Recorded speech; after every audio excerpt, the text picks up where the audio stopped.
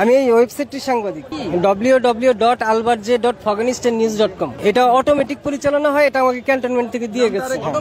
বাংলাদেশের গণমাধ্যম কি ধীরে ধীরে হারাচ্ছে সত্যের ধারক হওয়ার ক্ষমতা? সম্প্রতি কিছু ঘটনা আমাদের সামনে এনে দিয়েছে এক প্রশ্ন: আমাদের সংবাদ মাধ্যমগুলো কতটা নিরপেক্ষ, কতটা বিশ্বাসযোগ্য? বর্তমানে সামাজিক যোগাযোগ মাধ্যম ও অনলাইন নিউজ প্ল্যাটফর্মের উত্থান বদলে দিয়েছে আমাদের সংবাদ গ্রহণের ধারণ। একদিকে রয়েছে টেলিভিশন ও প্রিন্ট মিডিয়ার মতো ঐতিহ্যবাহী গণমাধ্যম, আর অন্যদিকে স্বাধীন ব্লগার, ইউটিউব সাংবাদিক, এমনকি সাধারণ নাগরিকরাও হয়ে উঠেছে খবরের উৎস। এই পরিবর্তন যেমন তথ্য প্রবাহকে উন্মুক্ত করেছে, তেমনি প্রশ্ন তুলছে কোনটা সত্য আর কোনটা মন গড়া।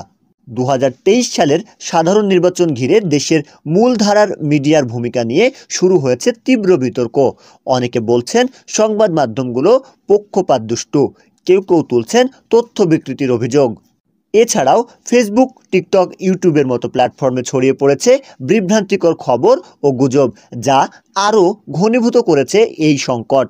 সাম্প্রতিক জরিপে দেখা গেছে একটি বড় জনগোষ্ঠী এখন আর মূলধারার মিডিয়ার ওপর আগের মতো আস্থা রাখতে পারছে না। তারা মুখ ফিরিয়ে নিচ্ছে বিকল্প মাধ্যমের দিকে। অনেক প্রতিষ্ঠানেই স্বচ্ছতা ও দায়বদ্ধতার অভাব এই অনাস্থাকে আরও উস্কে দিচ্ছে। তাহলে সমাধান কোথায়?